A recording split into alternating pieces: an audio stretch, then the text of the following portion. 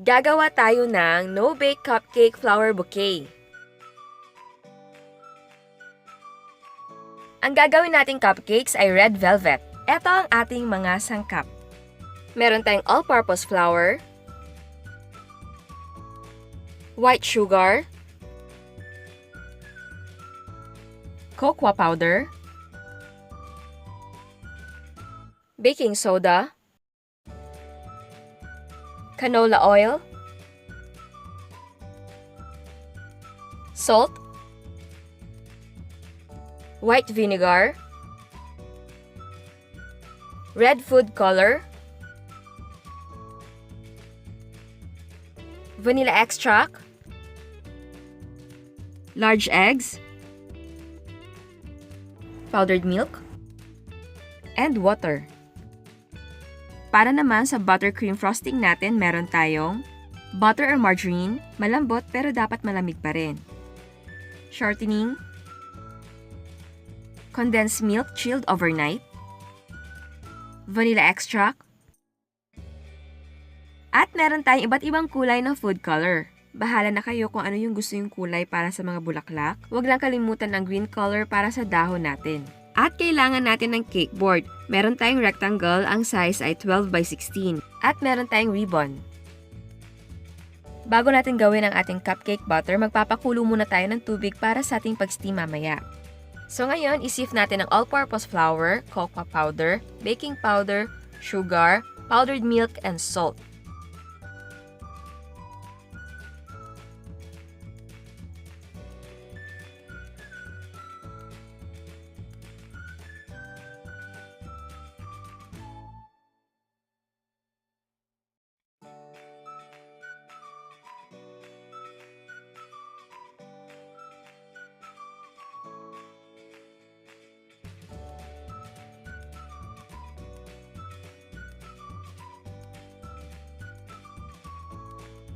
Tapos, iset aside na muna natin at i-mix natin ang ating wet ingredients.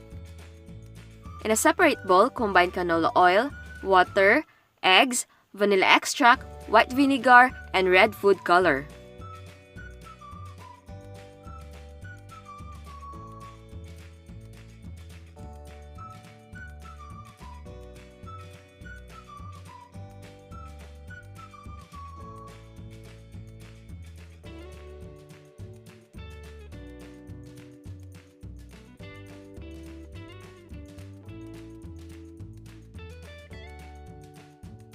And then mix.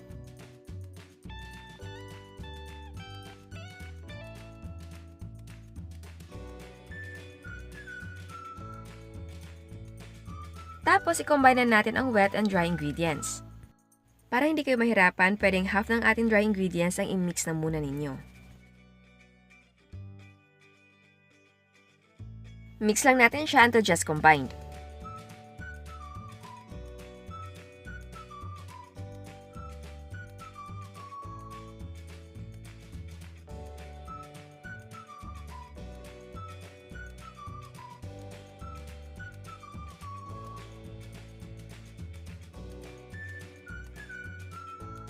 And then, add the other half of the dry ingredients.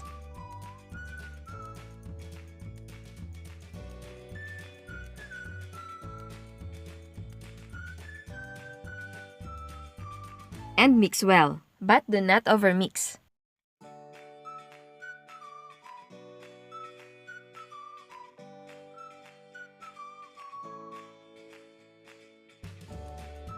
So ayan, na-mix na natin siya na mabuti. Transfer na natin siya sa ating mga molde. Meron tayong mga cupcake liners. Ang size nito ay 3 ounce. Inilagay lang natin siya sa mga puto molders. Maglagay tayo ng 2/3 to 3/4 cup ng ating cake butter sa ating mga cupcake liners. Kung na-deform yung ating mga liners, ayusin lang natin.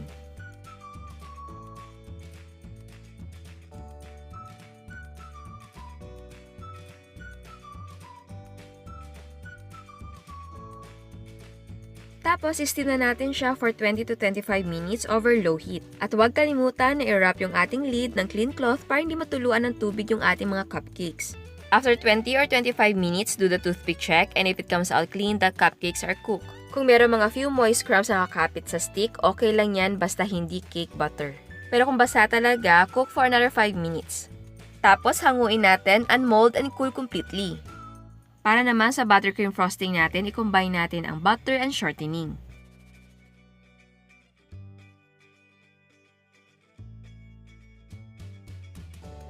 Beat on low speed for 2 to 3 minutes until light in color and fluffy.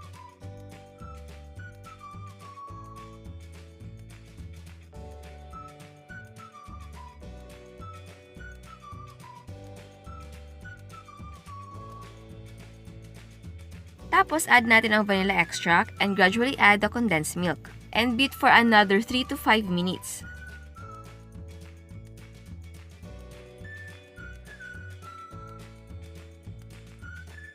So ayan, ready na yung ating buttercream. I-divide na natin siya sa ating mga bowl. Hindi naman kailangan na pantay ang pagkakahati-hati. Depende yan kung gaano karami ang gusto mo para sa isang kulay.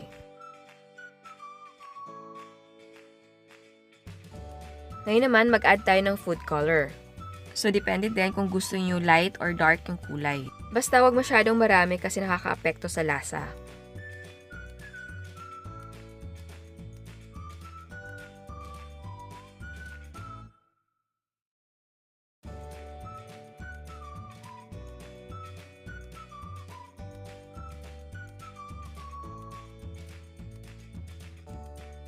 So ayan, ready na yung ating colored na buttercream frosting, mag-pipe na tayo.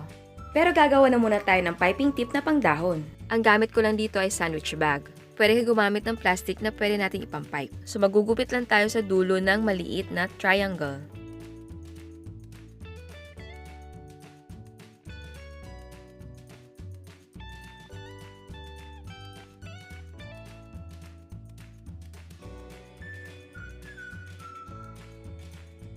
So, susubukan natin. Naglagay ako ng green na frosting sa ating pipe bag. So, pisilin nyo lang tapos dahan-dahan na palayo. So, ayan, may dahon ka na.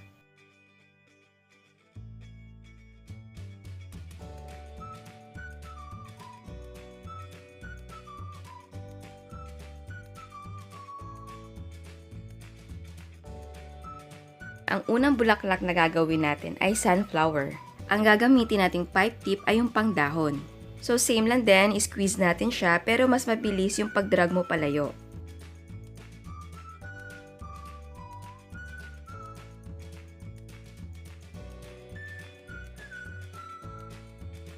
So ayan, tuloy-tuloy lang gumawa ka ng 3 hanggang 4 na patong ng ating mga petals.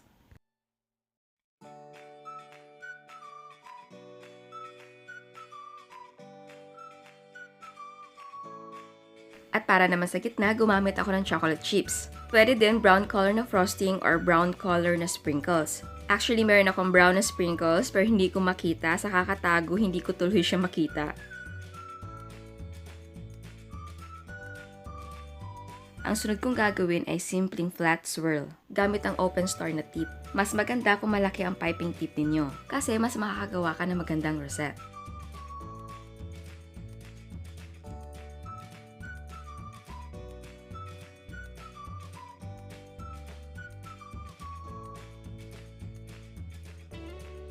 Next, gagawa tayo ng bulaklak na mabilog ang kanyang mga petals.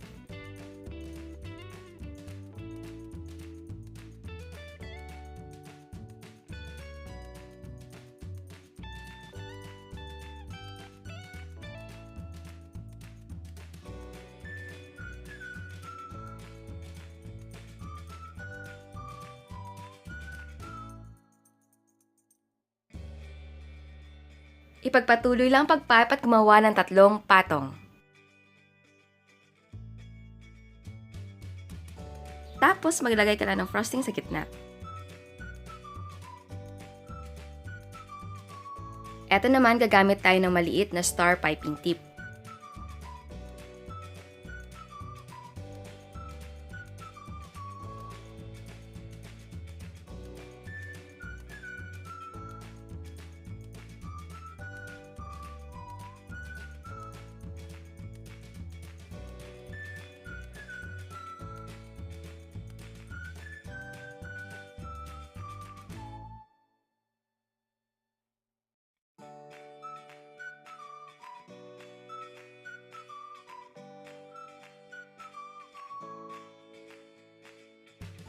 Eto naman, iba't ibang piping tip ang ginamit ko dito.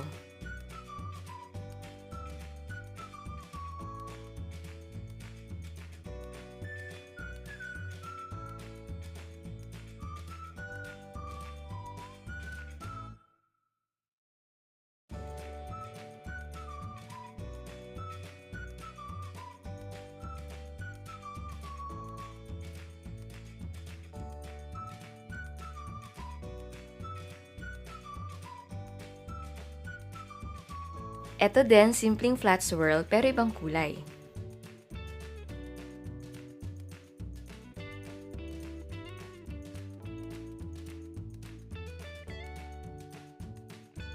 Eto naman, gagawa tayo ng maliliit na stars.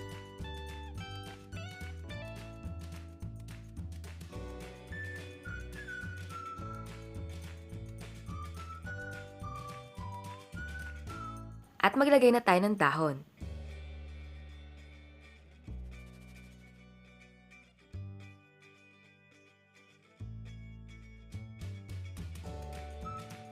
So ayan, pwede natin siyang ayusin sa board. Mag-decide na muna kayo kung saan nyo siya ilalagay or saan nyo ipepwesto bago nyo siya idikit.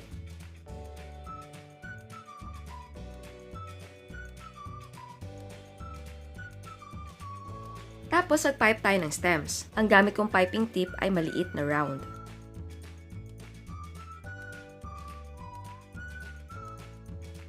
Tapos lagyan natin ng ribbon.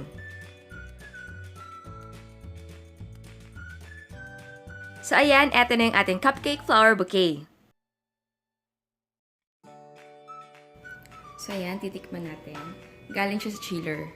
Kaya medyo firm yung ating frosting.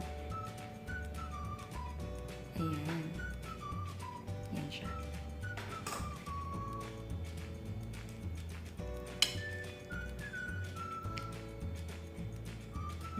Ang nice ng cake.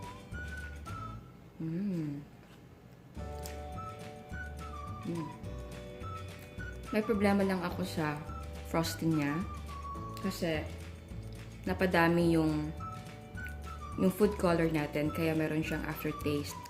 Hindi ko lang alam baka sa brand din kasi yung sa McCormick parang wala namang aftertaste yun. Fair na kasi ang gamit ko nito. Mas okay sana kung yung food color natin ay gel kasi mas concentrated yun eh. So konting patak lang, magkukulay na siya. Unlike sa ating liquid food color. Wala kasi akong gel, hindi ako bumili kasi namamahalan ako. Pero I think it's worth it kasi konting patak nga lang, ma-achieve mo na yung kulay na gusto mo. So, bibili tayo niya next time. So, tingnan nyo yung ating cupcake. Ang ganda ng kulay. At napaka-moist, malambot. Yeah. Yeah.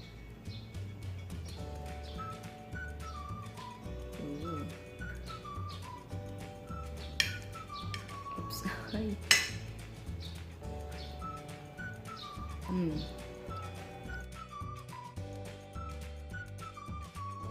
Para maidikit natin yung ating cupcake sa ating board, pwede kang gumamit ng double-sided tape. Pero minsan hindi siya dumidikit lalo na kapag oily ang bottom ng ating cupcake. Para sure gagamit tayo ng glue stick. Maglagay ka lang ng konti sa ilalim ng ating cupcake. At idikit mo na siya sa ating board. So ayan, nakadikit na siya, hindi na yan dudulas. At kung gusto nyo malaman kung paano ko ginawa ang I love you natin, bumili ka lang ng chewy candy, tapos konting harina, at heart-shaped cookie cutter. Magdas ka lang ng konting harina sa plato para hindi dumikit yung ating candy. Tapos masahin natin hanggang maging one color na lang siya.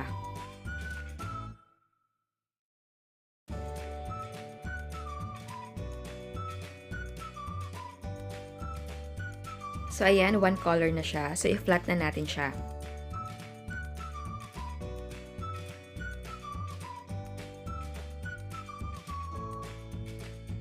Magdust tayo ng konting harina at maglagay din tayo ng harina sa ating cookie cutter.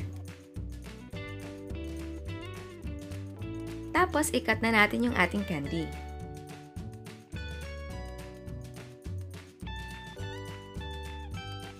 So ayan, may heart-shaped chewy candy ka na.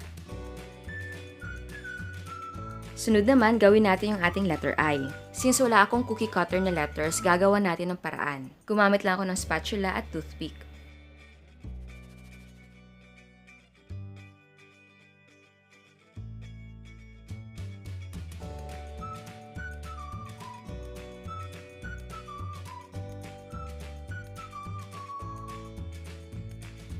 So yan, may eye na tayo na maliit. Lalagyan naman natin siya ngayon ng tuldok. Gagamitin ko yung round na piping tip natin para sa tuldok.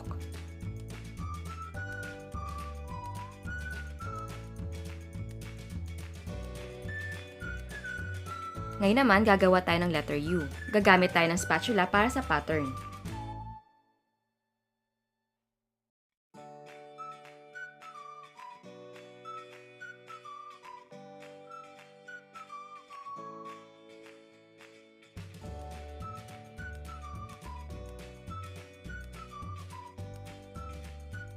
So ayan, may I love you na tayo. At heart-shaped sprinkles para sa karagdagang disenyo. At eto mga prices ang ating mga sangkap. Again, pwede kang gumamit ng ibang brands, yung mga gusto ninyo or nakasanayan ninyong brands. At kung ayaw nyong gumamit ng shortening or walang available, pwede butter lahat ang gamitin ninyo. So ayan, sana gustuhan nyo ang recipe natin ngayon at sana abangan nyo ang ating no oven, no bake na chiffon cake.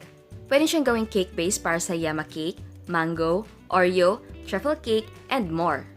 And happy Valentine's Day! Sa merong mga love life, sana masaya ang Valentine's Day ninyo at sa mga singles naman, huwag kayong malungkot, okay lang yan dahil masaya pa rin ang buhay. Thank you for watching. Please subscribe to our YouTube channel, like our Facebook page, and follow us on Instagram. Thank you!